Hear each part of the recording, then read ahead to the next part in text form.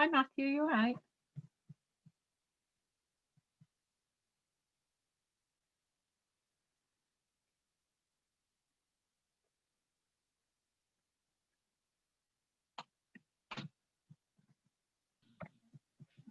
Enjoying breakfast? Yes, I am. Mike brought me something. He brought me half a bagel about an hour ago, but I've been in a meeting, so it's a bit cold. But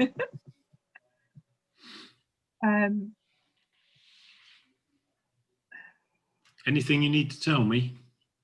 no, I don't think so. I'm just trying to make sure that I'm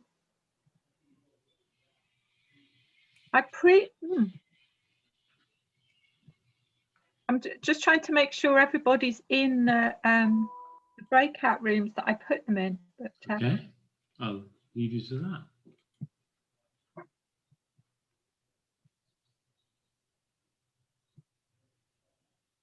It's put me straight into one, but not you and not Dave, but never mind.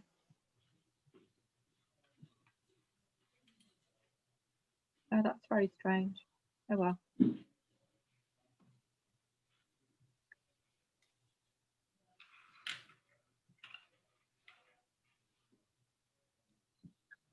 Anyway, no, I think we're okay.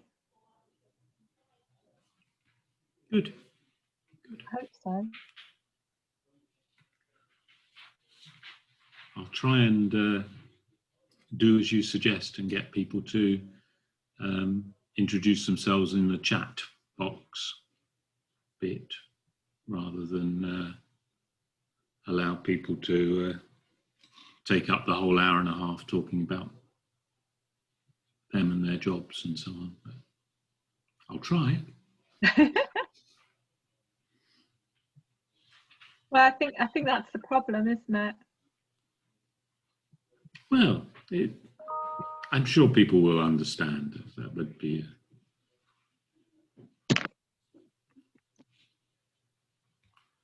Oh, there was Adrian a minute ago.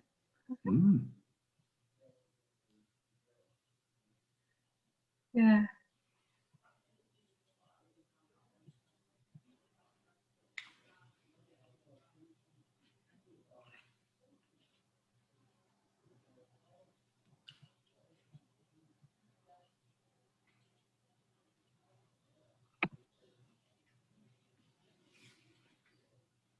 That's worrying because I spent ages assigning people into breakout rooms last night, but it seems like it's not happening. I've fallen foul of that before. I think if you try and pre-assign, they have to be people within your organisation in some way, or got to have emails that are registered in your contacts. Because I had just the same. I thought, wow, I've sorted that, came to the event and didn't. Right. It probably, from where we are now, do you think it's probably best just to do it automatically and take pot luck? If it helps, Anne, I was at a Nesta conference yesterday with 500 people on a Zoom call, and their pre-booking of the breakout rooms broke down just as they launched them. Thank you. So, yeah, they kind of ended up scrapping half of the agenda while they tried to manually assign over 200 people into breakout rooms. Crikey. Anyway, hello all. Right, no. Hello, Adrian. The protocol was in terms of cameras on or off, or if we were supposed to have coffee or tea in our mugs or something stronger. Something stronger. I've just fiddled around with it. I think so. Adrian, you've now moved into a breakout room, so that's good. Let's see when other people join. I think what's happened is Dave has joined using an email address that isn't the one he registered with. Oh, Dave, you naughty boy. So I'm going to have to move. move. Is Dave there? He might be there. Anyway, I think you must have registered with a Gmail address or something and then joined this with a different one or different account or something. Yeah, it's something to do with having an account in Zoom, isn't it? It is. So I might have to, when we get to that stage, I might have to, you know, we might have to move as many people as we can, and then I'll move the rest of them manually or something like that. How are you, Adrian, anyway? It's nice to see you. Thank you. Nice to be seen. What was it showing? No, I'm just kind of scratching my head a bit this week because it's Global Accountability Week. It's what? Sorry? Global Accountability Week. Ah. So I decided on Monday morning that every day, I treat it such that every day I'm posting across social media one aspect of how I've designed my business model as a sole trader to enhance accountability. Wow. Interesting enough, I've already hit upon doing social accounting and auditing as or an adapted version of it for sole traders. Brilliant. As one of those pathways. Sounds good. Well, you already do some, don't you? Yes, and it seems to attract lots of, well, it attracts interest from unusual quarters, including other countries. And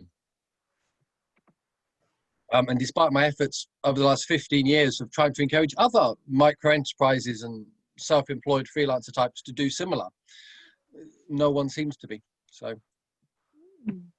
and interestingly, it's never made any difference when I've bid for contracts to do with social impact or social value, because it's the commissioning bodies have all said, because no one else does it, so we can't make it part of the awarding criteria, which is why it's so.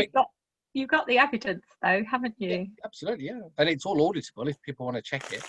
Yeah. But you know, recent announcement by government about the new social value metrics, which seem to be eerily aligned to the TOMS COVID-19 Oh, what a surprise, Adrian! What a surprise. Although interestingly, I was on the TOMS kind of big webinar show and tell yesterday, and their big chief exec keynote went for 5 minutes before he realised he hadn't turned his camera on. And then he turned his camera on, but lost his microphone for 2 minutes. And then he completely disappeared for 5 minutes. So it was all a bit, almost like a British farce, really. It's quite reassuring. It felt like being, you know, pantomime season already. Can I just encourage early joiners to go on into the chat function and just introduce yourself there, rather than us all introducing ourselves to the whole meeting, because we won't have time to do that. So just a little sentence or two about you, or whatever you'd like to do, and then folks can see who's on. Thank you.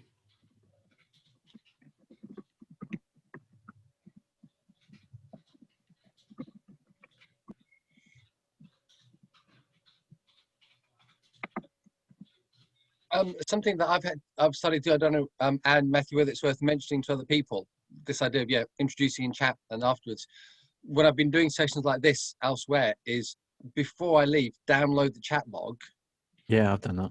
And then I can do networking after the event as well. So because we're not together to bump into on the corridors, we can at least stalk each other on LinkedIn and such like. You can just mark it, cut and then paste, can't you? Yeah.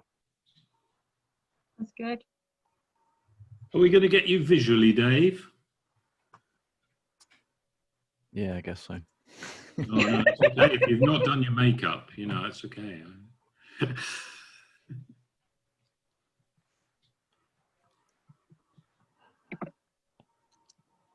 Good morning.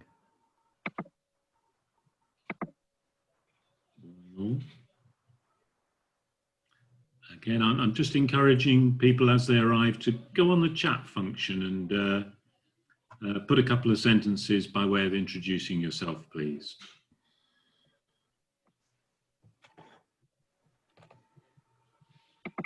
Hello. Sorry. Hello, Priya.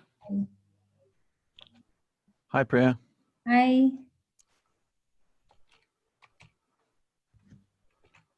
Hi, Ian. Ian, you've got your microphone on mute. No, it's easier to lip read. We could just guess the words or mime it. Is it a book, a film? He's probably saying all sorts of rude things about me now, being flippant.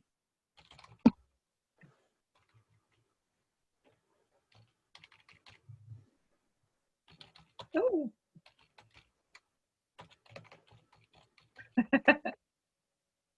Wow, and you've appeared twice. Oh, you appeared twice then, Anne. That was clever. I know. No, you have. That's Karen's confusing. logged in on the Oh, I am. Hi, Karen. Hi. I'll change my name on here.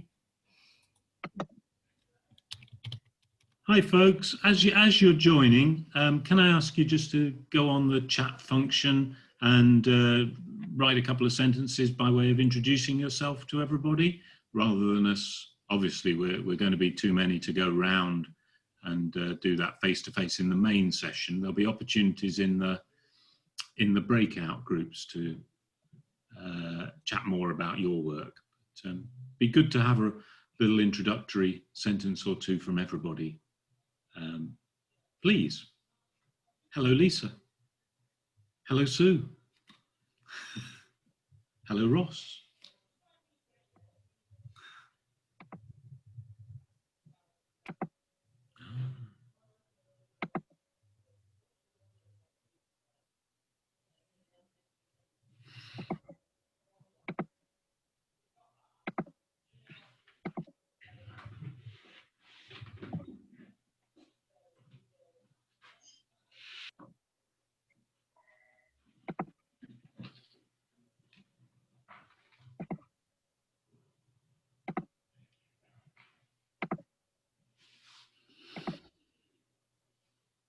Morning, everybody. I'm Matthew. I'm the chair. Just encouraging people as you join to go on the chat function, would you, and just give us a couple of little sentences of introduction about you and what you do and why you're here.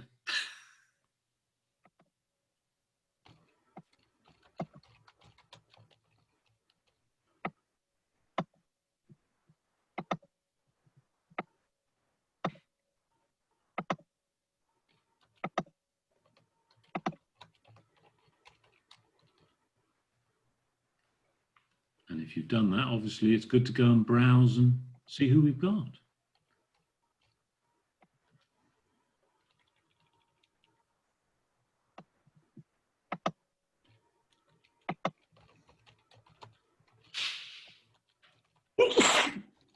Oh, bless you. Sorry.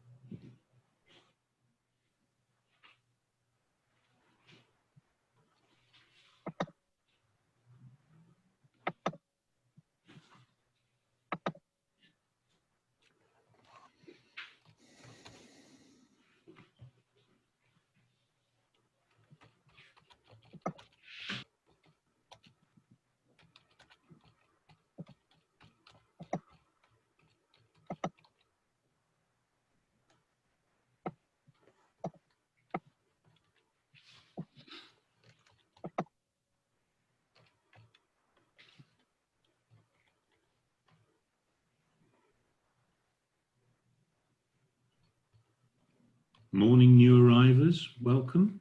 We're just waiting on a few more folks, so we'll just hold fire for a couple of minutes before we start formally. Okay.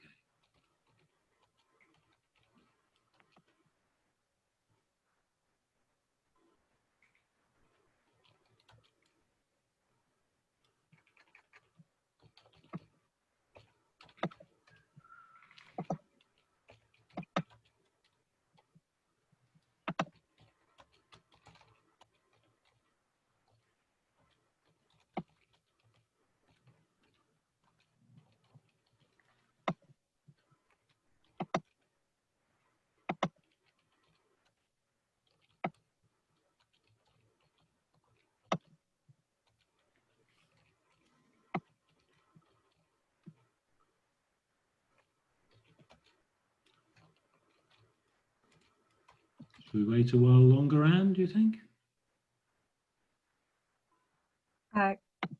Sorry? Can do. We did have quite a lot more people registered. We've got about 60 registered, so maybe they'll drift in. Okay. And can you just make me co-host so I can share screen later? Sorry. No, it's okay. I don't need to do it now, but later on. Thank you. Okay. So Matthew, Penny, Banu, all co-hosts. Lovely. Lisa, did you want to be co-host as well? Only if it's helpful. Okay. Can all co-host. Right. Recipe for chaos. Brilliant. Okay. Wonderful. Thank you.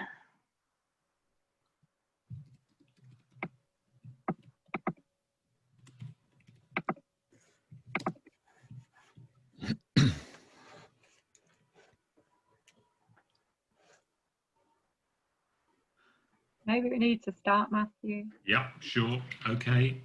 Well, welcome everybody. I'm Matthew Lanham. I'm the chair of the Social Audit Network, and it's just so lovely that you've been able to join our gathering. Fantastic, from people from all walks of life, all levels of interest and expertise in social accounting and audit and impact measurement. We share an enthusiasm, or a burgeoning enthusiasm, or an interest to learn more. And I hope in the next hour and a half we'll feed those desires. Opportunities to hear some stories and some little presentations from individuals that hopefully will inspire your thinking and help you marshal your thoughts and approaches. Breakout groups, chance to talk about particular themes and get a more in-depth understanding. But it really is fantastic that in these weird times that we're all able to come together and improve our own practice, I guess. You know, we all have an interest in measuring impact, particularly, I hope, in this difficult year, or very different year. Welcome. That's my job done. If you've yet to just put a little introduction in the chat box, then please do so. That would be great, and then we'll have that. I know one of you's got to duck out early, but just to confirm, we are recording, so we will share a link to the recording afterwards, so you'll have that to watch if you miss any bits, or to pass on to colleagues if you think they'd be interested. I think that's all that's needed by way of introduction. And so without further ado, I'm going to hand over to wonderful Anne Lythgoe, who's going to do a presentation on using social accounting to help build back better. So that phrase has really resonated with many of us, that here we have this opportunity to build back better. So Anne, over to you. Thank you, Matthew. I'll just try and share my screen with you.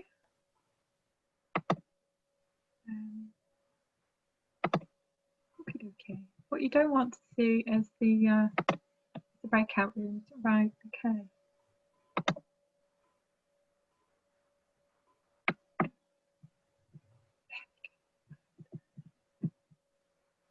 I just realized. Sorry. There was me. That's my first mistake of the day. I was reading the presentation earlier on, so I'd left it halfway through. So thank you, Matthew. Thank you, everybody. I just want to talk a bit about where we're at now, I work in policy at the Greater Manchester Combined Authority, and one thing we've been talking about a lot at that sort of strategic local government level and with the local enterprise partnership and business leaders is the concept of build back better from the COVID pandemic and the severely depressed economic situation that we're finding ourselves in. So what are we seeing in terms of impacts already? We know there's direct health disparities and inequalities around health. We know that actually there are knock-on effects to health over the coming months and the longer term. So people aren't attending hospital appointments, illnesses are going undiagnosed. There's a huge amount of increasing mental health concerns at the moment that we know about, let alone the ones we don't know about. We know in businesses that there's we can see businesses failing. We can see a reduction in reserves, a reduction in turnover, profits, redundancies, all sorts of issues, and again, deepening in the economy. In terms of society, we know about individual financial hardship and poverty increasing. We can see local authorities struggling, reduced budgets, reduced public services. We can see a lack of concern for the environment. The climate crisis was big in the news, and now all of a sudden there's very little being talked about.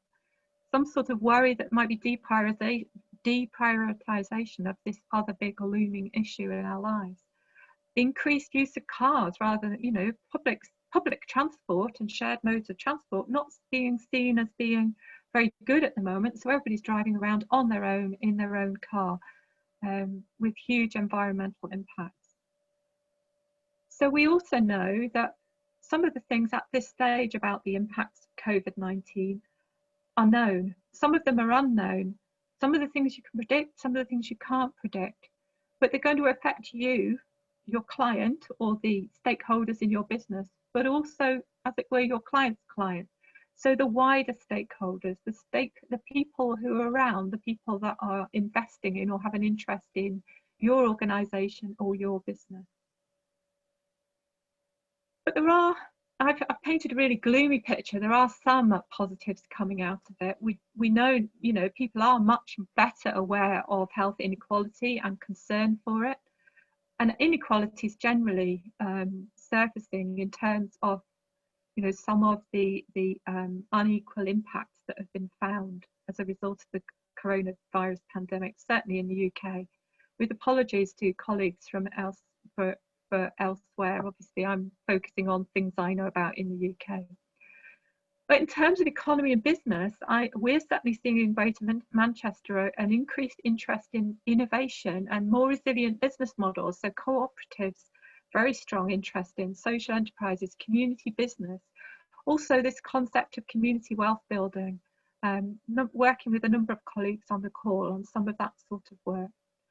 In terms of society in the UK, we've seen interest in volunteering, mutual aid. Certainly people are changing and sort of caring more local and social purchasing. So lots of people not travelling as far. Okay, some of them are buying online, but not travelling as far to go to shops or to go to access services and helping out in their local area.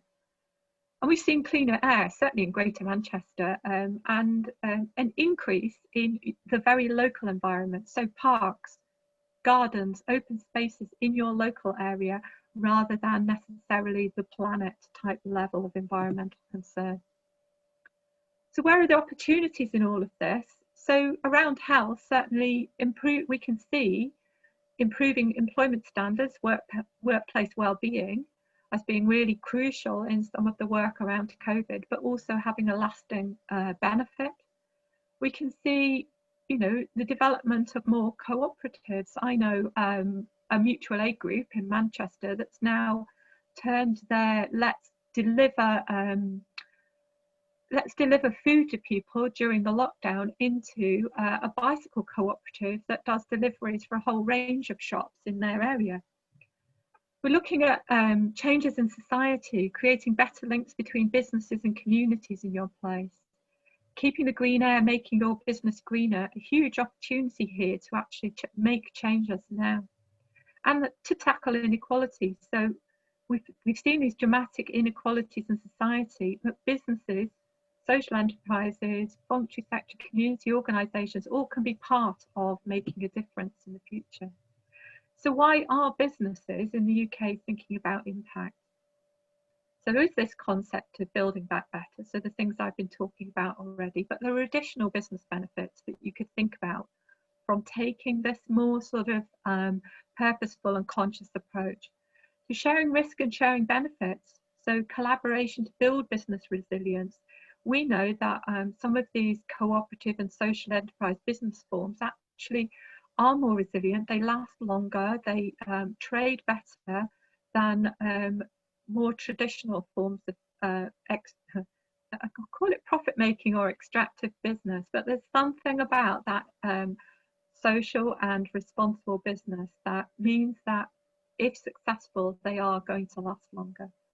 So looking at some of the new business models, but also looking at, there's much more of an interest I've found in how we can use things like the Sustainable Development Goals, change our local economic strategy and policy.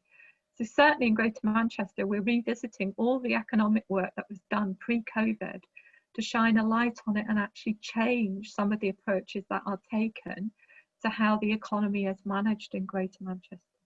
But then it's back to that local people level, that customer habits are changing. People are shopping more locally, they are buying more ethically, they are buying online. There's much more values-based purchasing going on. So what I'm suggesting is that we can all take action on this. So we can prove the value from our ethically accountable business model. We could understand levels of shared risk and impact and enable that collaboration. We could understand how our cooperative principles, social enterprise values, and other purposeful objectives are being delivered. We could understand the impacts that we've achieved for investors and through our supply chain. And we can seek a better understanding of what customers and other stakeholders think about your business. And for me, the answer is using some form of social accounting and audit to do that, because it's a framework that is embedded with and starts with your own organisation. You can run alongside your financial accounts to account for your social performance as well. Or you can integrate the two. I think when Matthew talks later on, quite clearly the social is more important than the financial, but there's a balance and they're integrated. You can use social accounting to report on social, environmental and economic performance and impact. And it's empowering to your organisation. It's about your organisation and the things it does and the difference that it makes, and makes you accountable to your stakeholders in your business and your organisation. So without telling people, because most of you on this call know what social accounting and audit is, but it's a mix of measurement and story. So it picks up the quantitative and the qualitative. And I'm sure, as our colleagues in India have shown us previously, it can easily be done online. So these things that we've been doing for a while, we can continue to do.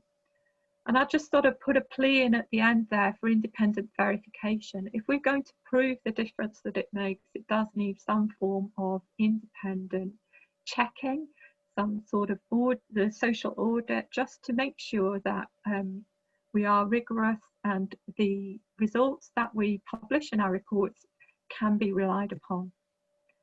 So the next 3 slides, just 3 examples, we'll share the slides. You might want to click through and read their social accounts or hear more about their organisation.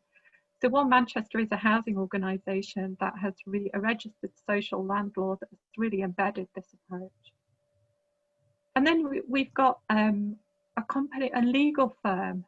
Now, Liz Allen, who unfortunately can't be with us today, one of our directors, has been working with Anthony Collins Solicitors, because they've decided that they want to work in a more purposeful way, and they want to shift all their business so that it has some form of direct social impact. And that's quite a huge challenge. How can you run a purposeful solicitors? And it's really a legal practice. It's really interesting example to look at. And then Matthew will talk about the neuromuscular centre later on. So building back better, let's use social accounting to understand the social impact as well as business success, because you can do both using a social accounting cycle and framework.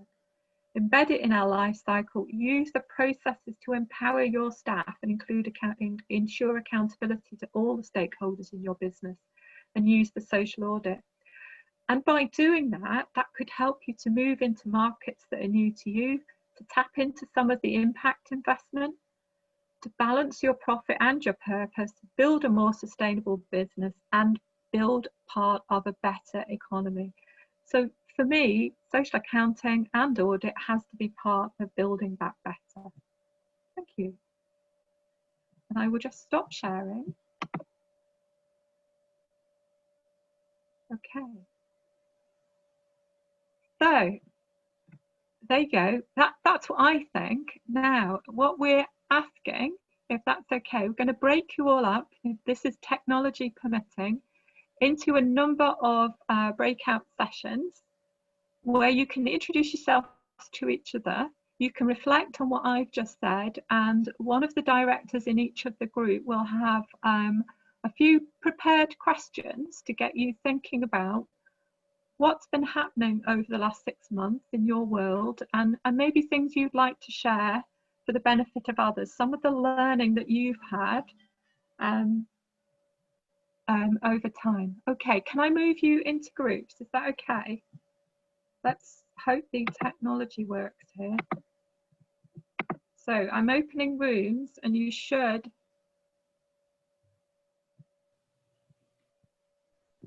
start to move.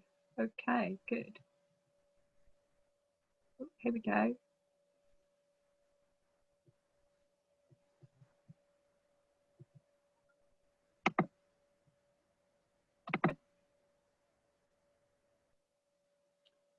Has anyone not moved yet apart from me? Jane. Hello, Jane. She's gone. Excellent.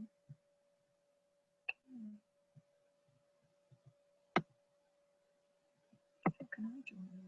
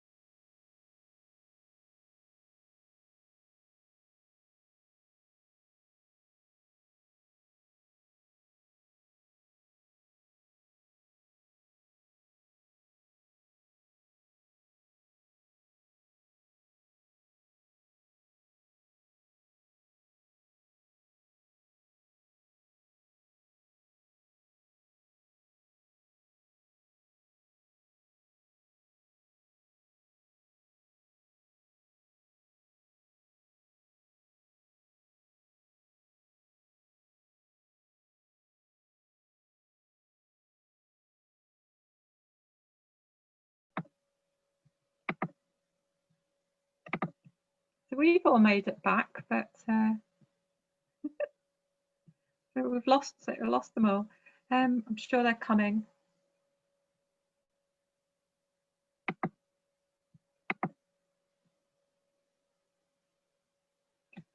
Are you all able? Oh, here we go.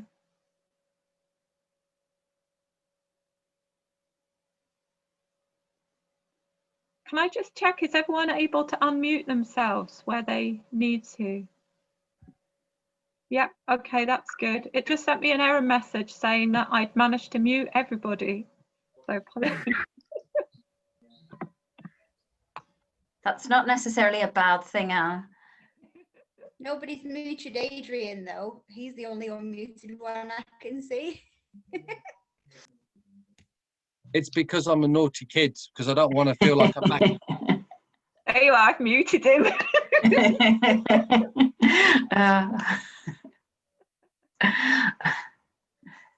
So are we all back, Anne? Yeah? Yes, I think so. Looks like Okay. it. Okay, shall we move on then? Keep going? Keep going. Okay. Can I just say, first of all, certainly from my point of view, I've had a really interesting conversation. I'd like to thank everyone in our group for being so open and sharing. And I think it was, apart from anything else, it's quite reassuring that we, are facing some of the same challenges and recognizing the difficulties, but also the importance of social value reporting and measuring and the work that we do at the minute, and being able to support each other to continue in that, I think, is a really valuable thing for us to do. And hopefully this gathering and what we're doing and having these discussions, we can continue to build on this network to be able to provide that support and to share some of the good practices. So, which leads me on to sharing and hearing from some really interesting and innovative practices from, we've got 3 colleagues with us in the group today who I'd like to thank and welcome, who are going to share their experiences and response to what has been one of the most challenging years. And we have invited them to tell us their COVID story. So we've got 3 colleagues who are going to give us a brief up to 10 minutes presentation and share their experiences, insights, and then we'll have the opportunity for some questions and answers. I would encourage you to use the chat box as we go, but also, just whenever at the end of this we can raise hands and capture some of those responses. So the 3 people we're going to hear from is our very own chair, Matthew Lanham, who welcomed us this morning. Matthew is also Chief Executive of the Neuromuscular Centre, a centre of excellence supporting families and people affected by neuromuscular conditions. So based in the Northwest, but with an impact much wider than that. We'll hear from Matthew first of all, and then I'm going to invite Penny Anderson from BAM Construct UK, who is Community Engagement Manager with a wealth of experience of working in this sector, and be able to share some of her insights from working particularly on an educational programme for young people. And finally, we have an international perspective, and welcome to and thanks to Marie Banu. So Banu will share with us her experiences of working in India. She's a director for the Centre for Social Initiative and Management, and she's one of our key colleagues working in SAN India, working to support and promote social accounting and audit, not just in India, but internationally. So at this point, if I may, Matthew, can I hand over to you and you can take the floor? Thank you. Thanks, Lisa. Thank you. Okay, well, just a few quick reflections, really. As Lisa said, we're a charity. I've been working here for 15 years as chief exec. I've got a couple of slides I'll share with you in a moment, but really just put it in context. A huge chunk of what we do, as well as a lot of mutual support and friendship and support for carers, support for families, social connectivity. We also provide a hands-on physiotherapy treatment service for about 450 families. So our cohort's about 450 folks. And of course, on 23rd of March, that all stopped. So we've gone 5 months without doing any hands-on treatment. We've gone about 4 months without seeing anybody at our centre. So we're not an outreach thing. We're a centre that people come to. So just to give you a flavour of that. And during this time of where folk with quite severe physical disabilities probably been shielding, have been prone to extreme isolation, even more than they would have been normally. You know, our work has been very much trying to address that. But we've not been able to get to treat people, and we've hardly been able to get to see many people. So that's the backdrop. So let me just share a couple of slides and see if this helps to illustrate.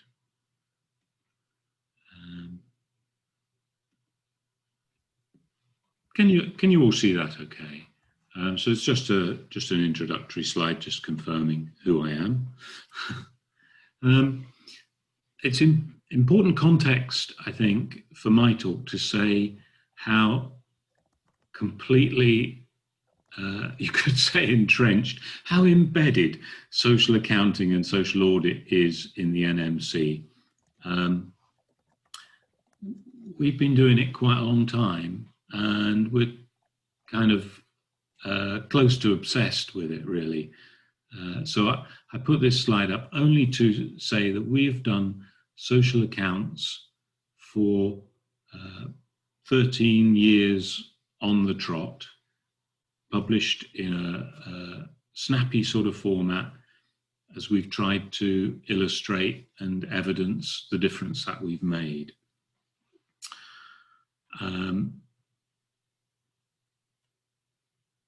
But this is what we're doing differently this year, or what I'm proposing, and I just jotted down some thoughts, really.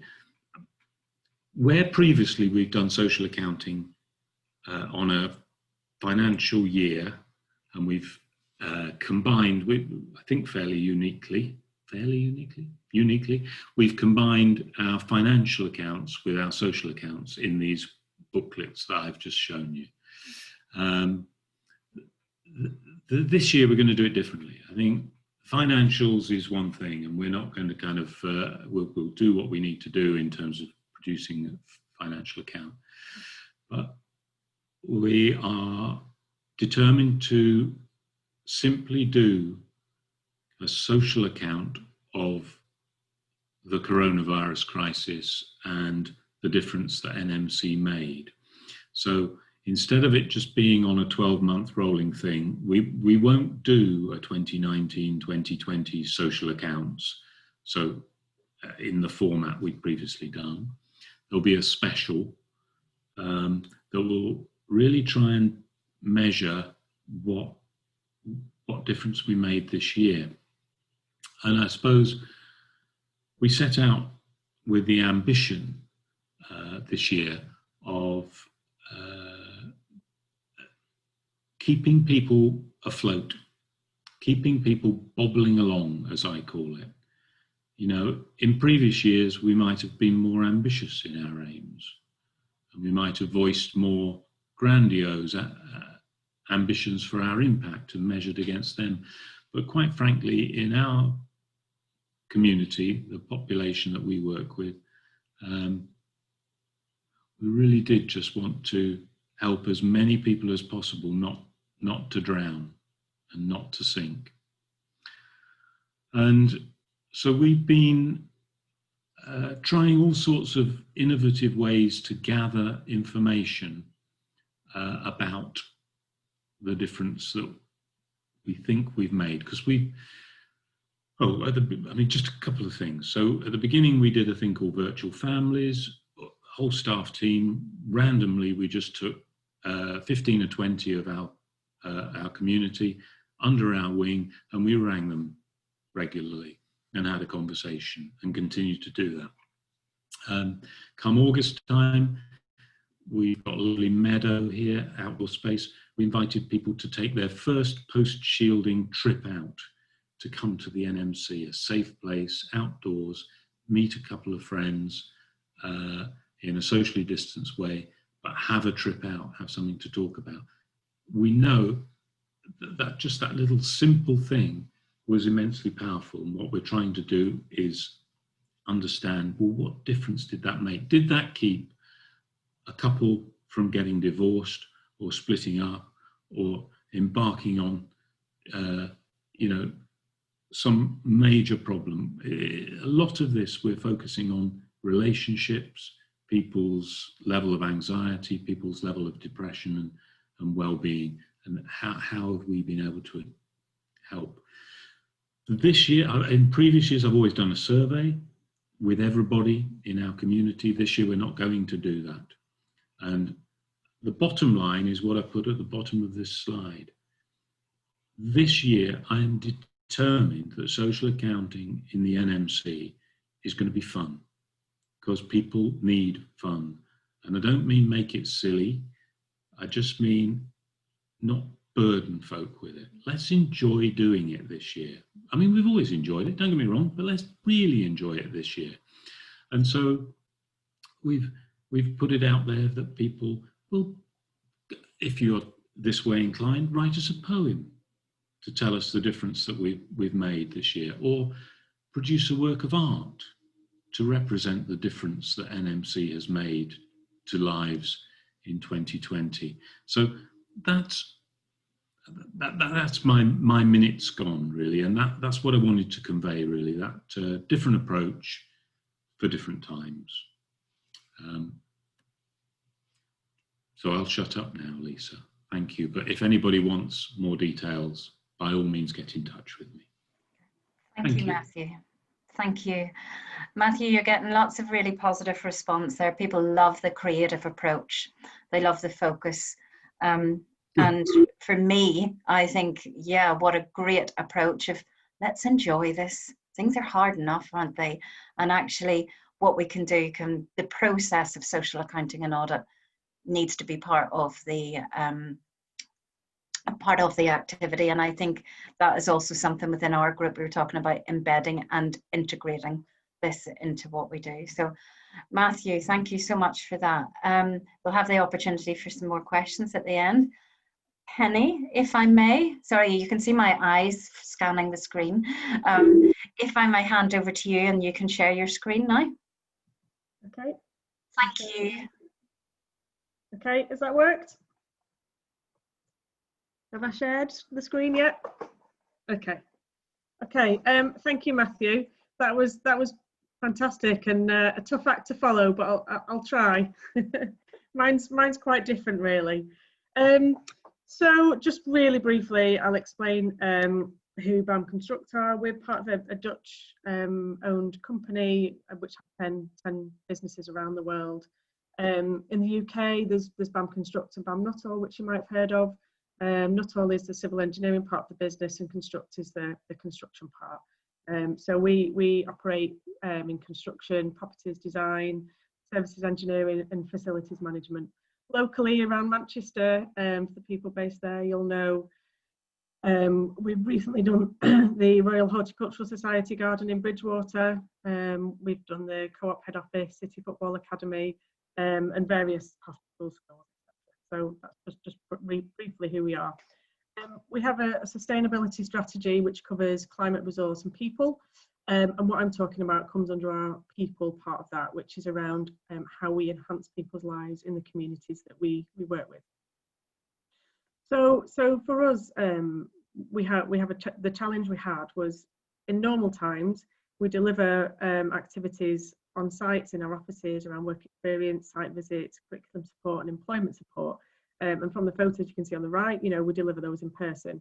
But obviously during lockdown, in a COVID world, it's a very different story. So we had to sort of think creatively about how we could deliver some of these targets that we've got in this time. So we came across an organisation called Speakers for Schools. A client of ours in Camden introduced us to them, and they specialise in delivering virtual education experiences for children that wouldn't generally have opportunities, the same opportunities as maybe somebody going to a fee-paying school would. So we kind of resonated with what they stood for and thought we'd give it a go with working with them. So we had some existing materials around work experience, which we use for students who come and get some work experience with us in these 10 sort of key business areas.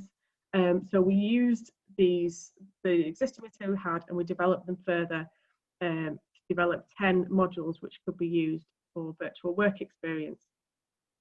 For each of the modules, we had, as you can see here, for the design one, a discover section and a do section to allow students to really get to know, what one particular career was like through doing sort of practical activities.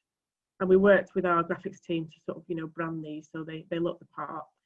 And we ran our first programme in July, 13th to 17th of July. It was hosted on Google Classrooms, which is the platform that Speakers still used. We had volunteers from the business work on each day who were supporting it. So they introduced themselves and they introduced the career, the module that they were talking about. And then the students went off and they spent the day completing those 2 modules. Then they came back at the end of the day they handed their work in and came back, and then we did some question and answers with them, which were really great sessions. That bit was really important because it helped them to really kind of understand what they needed to ask and what that career was about. We also did an employability session with them and evaluated what they thought before and after the programme.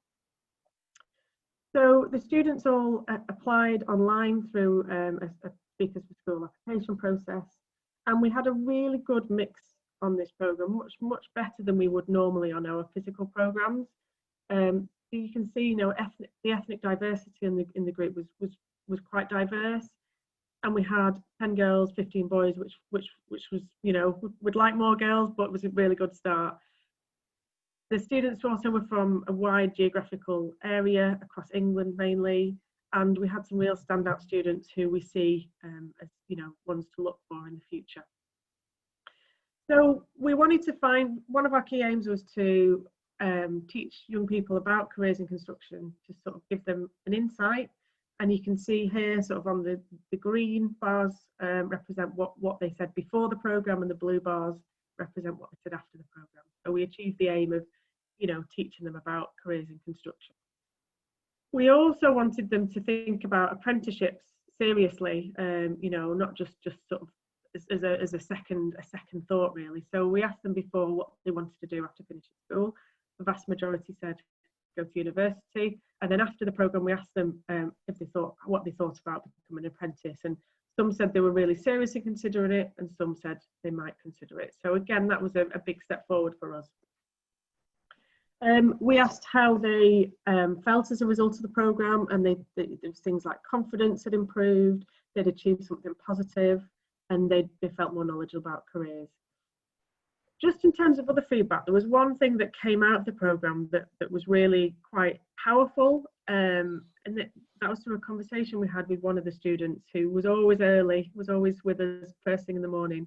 And we got chatting to her one day, and she said that we were the first face-to-face contact she'd had since lockdown, apart from a family. So that kind of made us realise that actually we were doing something more than just work here. There was a really big impact had on some of these individuals. For our volunteers as well, we asked if they would recommend this programme, which thankfully they all did, and we got their ideas about how we could use this in other applications as well. So they came up with some great ideas and support the things that we need to work on in the future. It was also great for our volunteers to kind of learn from each other. You know, they felt they worked really well as a team, and they could learn how other colleagues sort of worked with the students. So they really felt they benefited from it too. One thing that we learned from our volunteers and from doing it ourselves was that some students didn't want to talk and were happy using the chat box. So when we do future sessions, we'll really sort of have a think about that and think about how we can engage the students more through talking and not just using the chat box. Just a little bit of evaluation. So we had module development, time preparing for the placement, and then delivering it. And you can see that we spent 636 hours on the programme, and we used London benchmarking group data to evaluate that, and that equates to £24,000 worth of time. So for us, the next steps, we've become members of Speakers for Schools, so we're busy arranging a programme of activities for this academic year. We've got 2 programmes running in October and November. It's really made us stop and look back at what we've been doing over the years, and we've got loads of resources that we use up and down the country, but we've decided that actually we just need to bring the best resources together and focus them on developing a really good programme of activities. So that's what we're doing. We run a challenge with our apprentices every year, which is our Enhancing Lives Challenge, and we're getting them to support the programme through the challenge and really connect with students. We're also trying to develop a virtual site visit, so a standard that sites up and down the country can use, so we can offer the same sort of opportunity through Speakers for Schools. Really big focus area for us has got to be diversity. We've not done this as well as we could in the past, but this is a really good opportunity to allow us to work with a much more diverse range of people, both you know, in terms of who they are and demographically, but also geographically. You know, there are a lot of people that can't get to our sites to come and do work experience or site visits, but they can do virtual opportunities, so that's really important. We want to feed into our early careers and provide referral codes for some students that really stand out so they can go straight to interview. And we're aligning what we're doing with Gatsby and things like the CREST qualifications. And just one last point, really briefly. One massive challenge that we think we face as a construction industry at the moment is providing face-to-face work experience placements for unemployed people. So we asked some of our employees how they felt about it and whether they thought it was something they could do. Thankfully, the results were fairly positive. So what we want to do is take the principles that we've learned from the education programme and apply them to supporting unemployed people as well. So having a mixture of virtual and face-to-face placements for unemployed people. And I know I've come to the end of my time, so I'll end it there. Thank you. Annie, that's great, thank you. And I think it's really valuable for us all to think about all of these issues from different perspectives. So quite a different perspective from your organisation, from what Matthew was telling us as well. But some of the things that have been highlighted, and I think they were key, what you said about how going online, being digital, has opened up the opportunity to broaden your reach and to ensure that diversity is central to planning and working ahead. So thank you very much for sharing that, Penny. And then our last speaker, if I may hand over to you, Banu, if I can ask you to take the floor and share your screen and your ideas. Thank you. Sure. Thank you so much. So,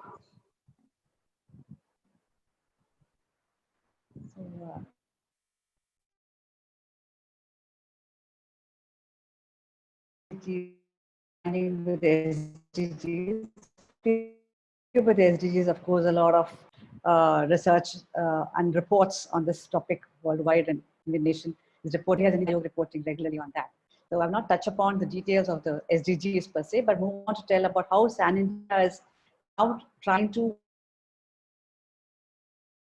the SDG alignment in our social account. A couple of things we do is with scenario. Okay, sorry, Banu, may I just check? Yeah. I think we have a problem with the sound.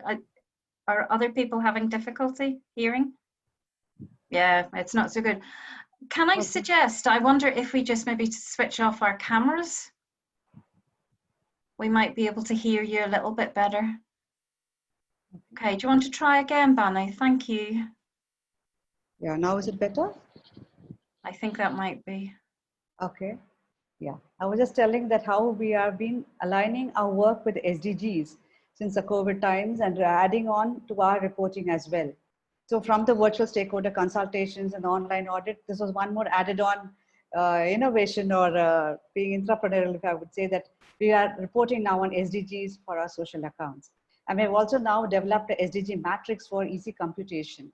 So I will show you the matrix later, but if we go talk about the SDGs in details, we are all familiar with these 17 SDGs, and there's much of information available online. We have a recorded session on the entire SDGs, which I can share with the team for you all to have more in-depth understanding of the entire thing. So going forward and talking about how the interlinking of the SDGs are, and when we are reporting, how we have to look at other factors, which we could also add on. If you're talking about our education program, how it also has an impact on the health or on the gender, on these aspects, but add different value to the report which we are presenting. So the SAN framework already has got a reporting on the first three parameters, the people, planet, and prosperity. Now with the SDG alignment, what happens is we are now having this global sort of a reporting happening, and even the donors or the clients who are giving us this assignment is happy to see that they're aligning with the SDG and contributing to a larger economy. So these are all interdependent factors, of course, but then we need to have an integrated thinking so that when we look at the entire approaches or the outcomes, we can say that they are making an impact to the overall SDG goals. So SDG and SAA per se, when we look at, we have got an added section on SDG alignment reporting, which I will show you all now. And then a matrix to track the alignment. And also we have an exclusive training on SDG for our masterclass participants. So this is a sample of the SDG report we did for Madras Dyslexia Foundation. This is being funded by IIT Madras, a top engineering college in India, where this not-for-profit organization looks at identifying dyslexic children at an early age and teaching parents how to identify this.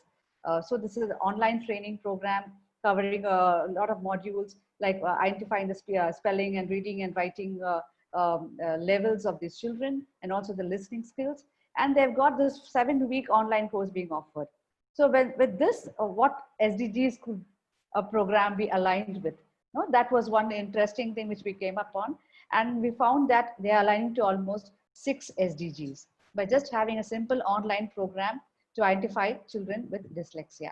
So they, if we can look at the indicators, when we say SDG 3 on good health and well-being, this indicator on having the children being made aware or identifying the challenges they are facing, and even equipping the parents to identify the children whether he is dyslexic or not, and understanding that actual condition better, it aligned with SDG 3. Likewise, the quality education, because dyslexic children need special care, they had to have multiple learning options. Yeah, and also the academic performance, the rating, everything varied for dyslexic children. So that we identified as SDG 4 coming under quality education. Again, when these parents are equipped now with the comfort of their homes to identify children with dyslexia and then teach them and upgrade their own skills, we thought they're having scope now to work in the avenue of special education. So they are now aligned to SDG 8, which talks about decent work and economic growth. So they are spending less on hiring a special educator when they themselves are capacitated to handle it themselves. SDG 9 on industry, innovation, and infrastructure, again, using the technology, because an online platform, which the tool has been created. And this is now, what do I say, making the child more interested to learn with a lot of animations and online teaching pedagogies, and also making the child more interested to learn and grasp the concepts better. So we took SDG 9 as one of the reasons to align with.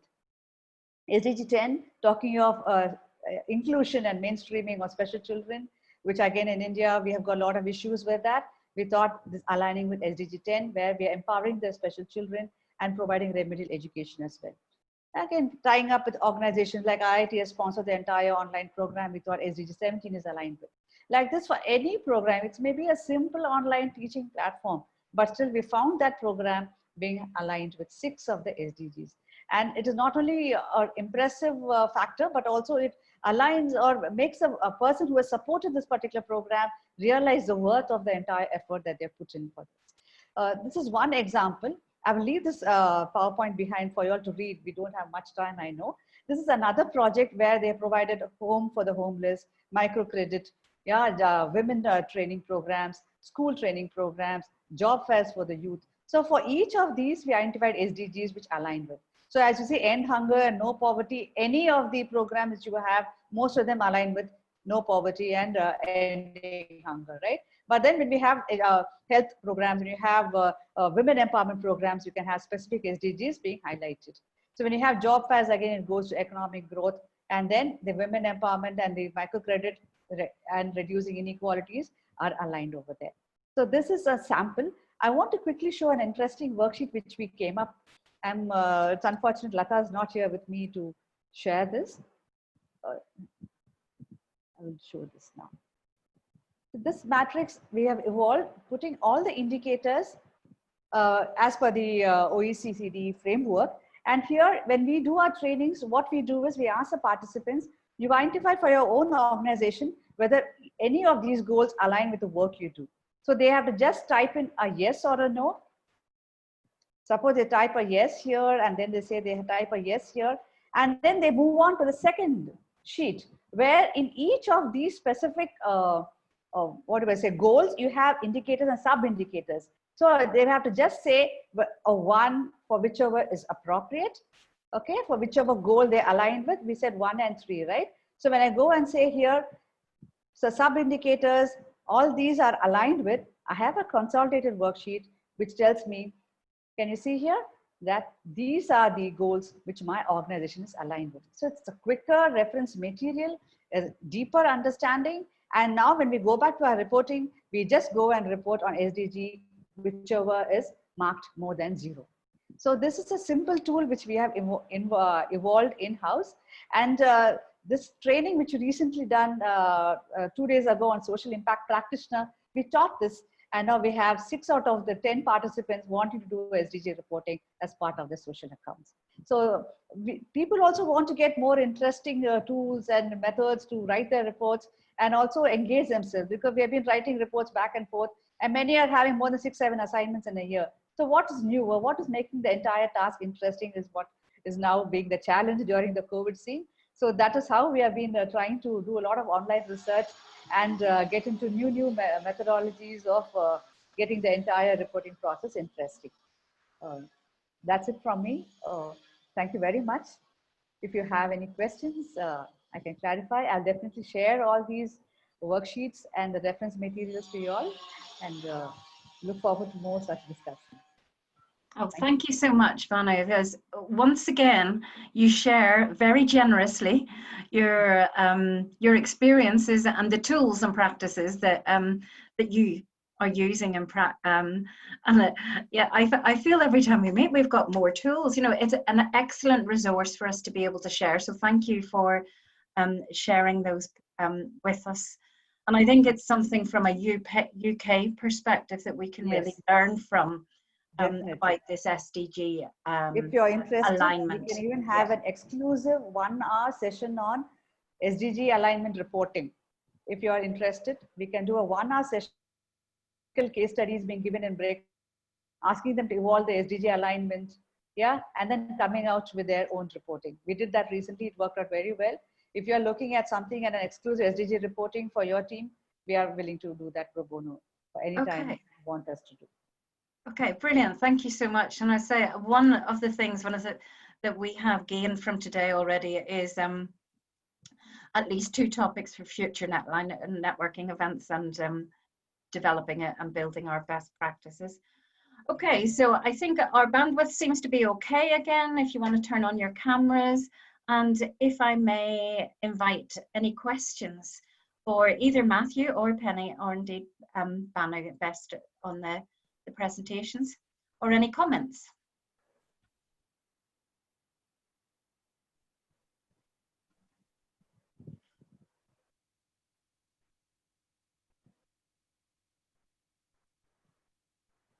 Okay, So Adrian's sharing with us that we've had direct experience of aligning the UN Sustainable Development Goals, and how that actually helped to provide a context to make sense. Was that fair representation of what you're saying, Adrian? Yeah, thank you. You know, it's one of these. Sorry. Yes, Amy. Yeah. No, I only wanted to tell Matthew that keeping people bubbling along is a really achievable goal. I really like that phrase, and I feel like it's just the most we can ask for at the moment, including ourselves. Just keep ourselves bubbling along, and concentrate on now. So I liked that. Thank you, Amy. Okay. Yeah, thank you, Amy. I'm glad that sort of resonated. It does feel like a major achievement just at the moment, doesn't it? Can I just ask a question then? So we're a really small organisation, and we've produced an impact report the last 2 years for 2 of our projects. And that's really us asking, we use a questionnaire and do some sort of group feedback sessions, asking for feedback on, I suppose, the objectives that we've set ourselves. But it's not part of any, you know, it doesn't link to any kind of framework, or I don't think it's easy to sort of maybe fit with say corporations, or, you know, maybe funders, I don't know. And I've just seen that somebody Adrian is talking about the UN SDGs. Is that something that's commonly used, or because we need something that's, you know, relatively simple and you know, can be used with very little resources? It is actually very simple to report on the SDGs, because now you have all your outcomes mapped already as part of the SAND framework. So you have to just link the outcomes with the SDGs. Okay. So if you're looking at it at a complex level, it is, yes, a bit difficult to comprehend. But when you're already doing the impact map as part of a social accounting and audit framework, your reporting style, then you have to just pick up the outcomes or the impact large and then align it with the SDGs. So and it's a very interesting sort of an exercise. And the corporates or the client want to flash it also, saying that they align to so many SDGs. And so it makes an added mark or an impact for the entire effort they have put in for a program. So donor reporting, the corporates, the CSR, and even the dashboard, the website, you see many of them reporting on the SDGs. So the trend is like they want to flash out on how many SDGs. So they want to say that they are working on the global agenda. Okay. Okay. Can I also That's useful. Sorry, thanks. Anne, do you want to come in there too? So I just and this relates to something Adrian's put in the chat as well, but and I'm reflecting on a conversation that Gensha and I, Gensha's on the call, and I had yesterday, which was about when do you use when do you use the SDGs? And I think what we came to the conclusion is that you need to start with what you're doing as an organisation. And part of the problem with some of the measurement tools is they start with a preloaded set of outcomes. But I think what Banu's talking about and what Gensha and I were talking about is you start with what you do in your organisation and the actions that you take, and then just follow this process of working out, okay, these actions have consequences. So what are the outcomes that are achieved directly by the things that we're doing, and then any likely bigger impact, and map that against the SDGs or against the Greater Manchester Framework. Anne, you've gone on to mute.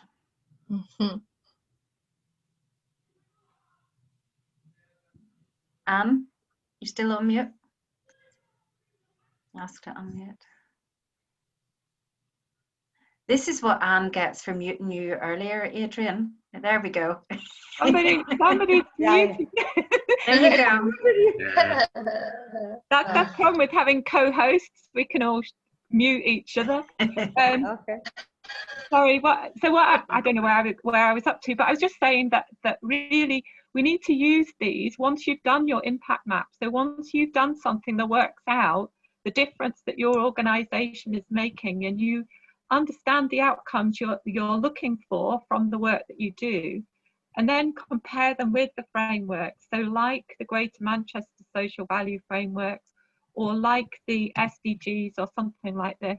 I've just posted into the chat, and what we've looked at in Greater Manchester is a social value framework for the post-COVID world. So 6 high-level priorities of things that we're trying to work with any organisation to take action on.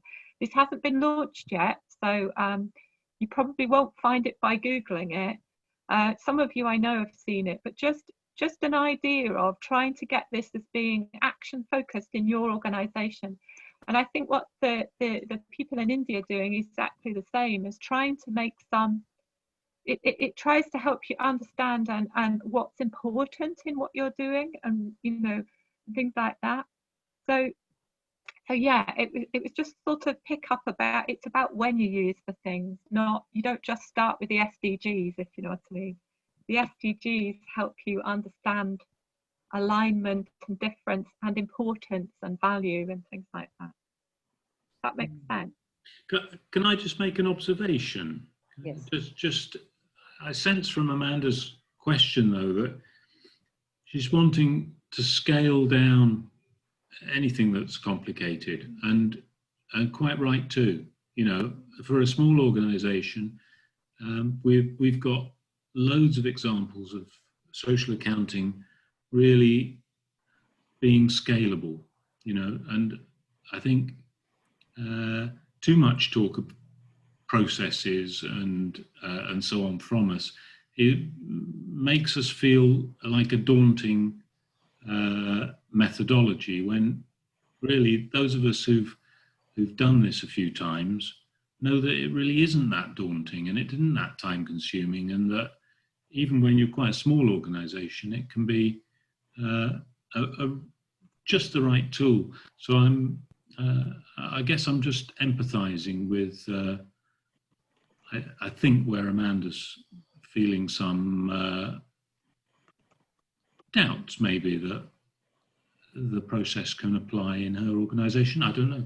Come back at me by all means. I don't, it's not that I doubt that it can be applied. I suppose it's just, we're a really small organisation, so we're 2 part-time workers and 4 services, and run by, volunteer board of directors. So I think we do really well to produce an impact report each year. It is a lot of work, but I'm also quite conscious that it's probably about, I don't know, maybe it's 6 or 7 pages long.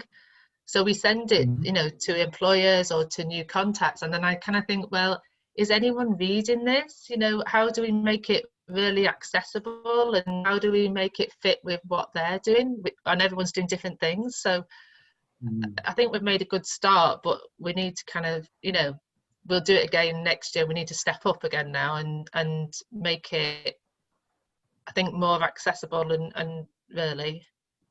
Yeah, I think that makes sense to me. I will just respond and say that I don't set out for our impact report, our social accounts, to fit with anything. And I'd be an advocate to say, plough your own furrow, tell your own story. It will, rather than try and make it conform with somebody else's expectation of what an impact report should look like. That's just me, probably a maverick. That's what I was going to say. No, I think you're right. Sorry. Important to do first, and then compare it to a framework later. I think that was really good advice, what Anne said before. Okay, thank you, Amy. Thank you, Matthew, and thank you, Amanda. If anyone does want, just to follow up or explore just what it might mean to apply the SAN principles or the SAN approach, please do email us, and we can always have a conversation and take things forward that way to be able to share information.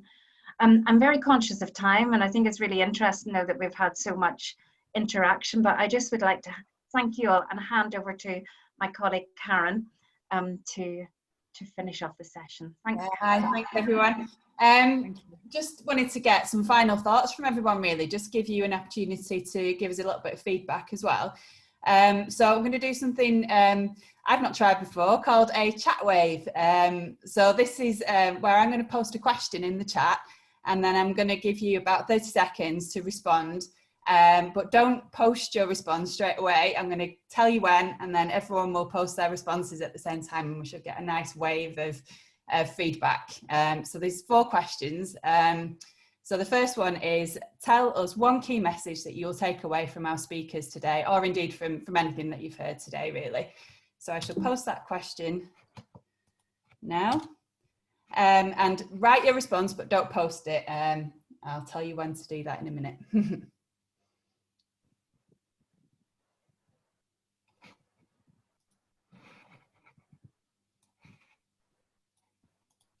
It's so hard not to accidentally press send.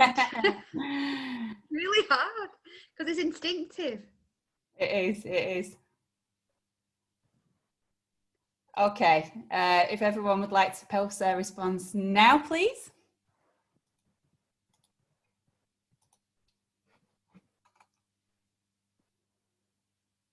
Lovely. I'm not going to pull any of these out because we've probably not got time, but we will be obviously recording all the comments in the chat, and we'll take those away and have a good look.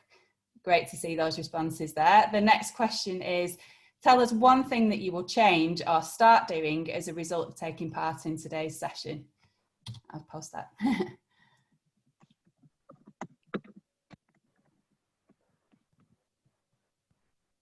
Karen?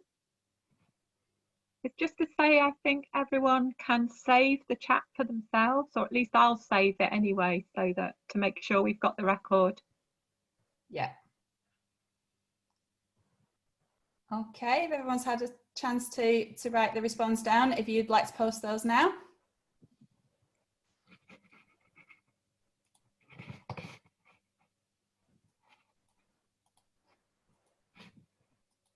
Fab, thank you very much.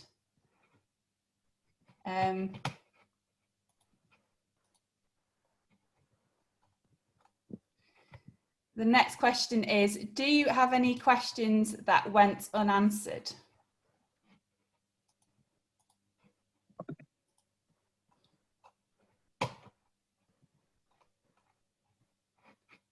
Is my question posted there? I can't see it. No. There we go. Oh, several times. Okay, if you'd like to respond now, please.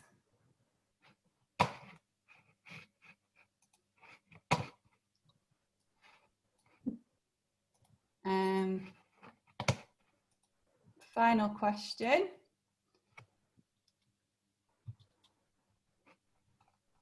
Don't know why my questions aren't going in there. I'll read it out anyway. Is there anyone you've met today that you would like to continue the conversation with? That's the final question for you, if you'd like to write that in.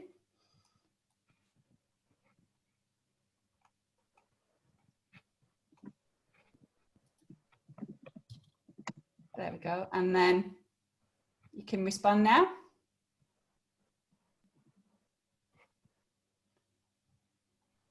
Perhaps we can hook you up with the people who you've put in there.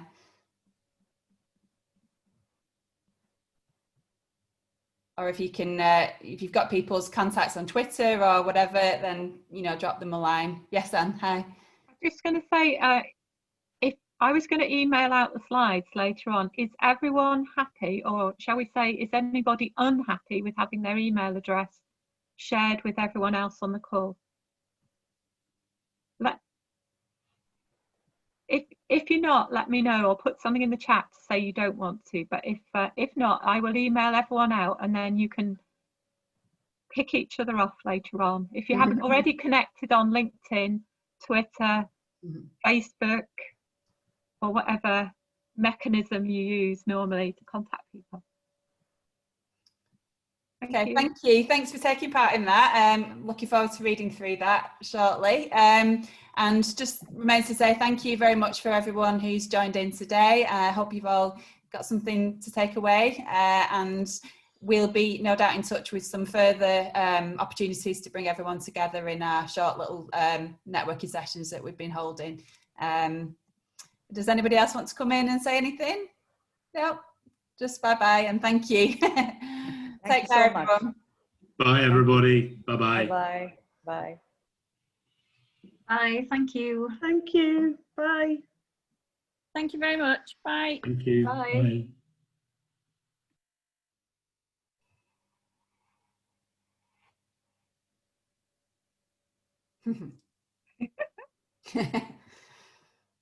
We're all still here. Bye. Oh, you're not. Nice to see you, Anne.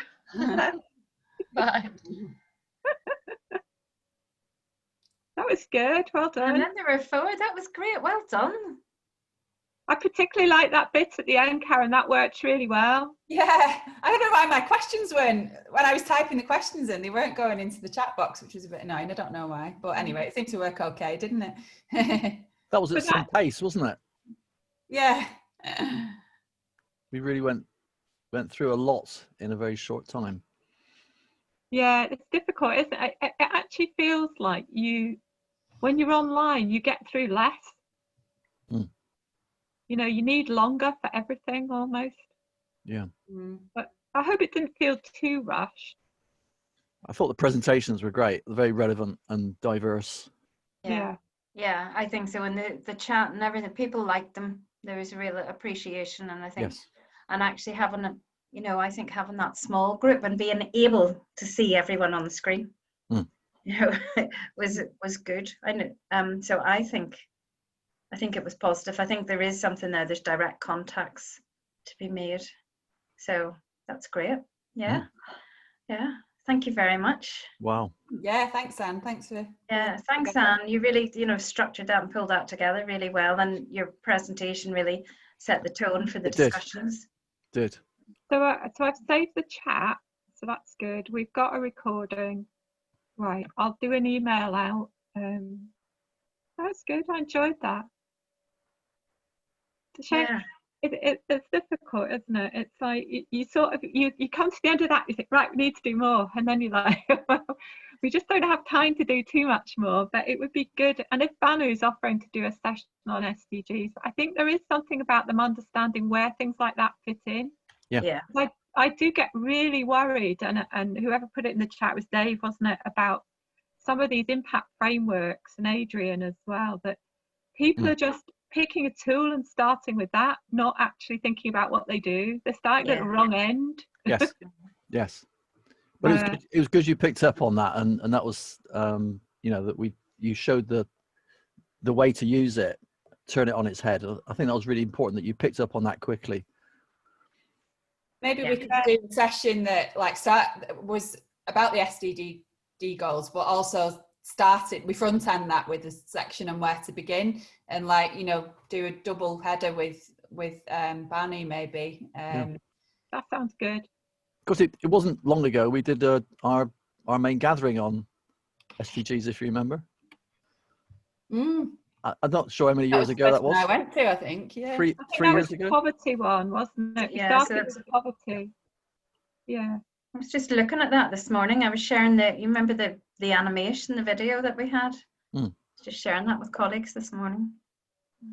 So that was, I think that's 3 years ago now. Yeah, I think it's 3. 17, yeah. Yeah. Gosh. Okay. No, good.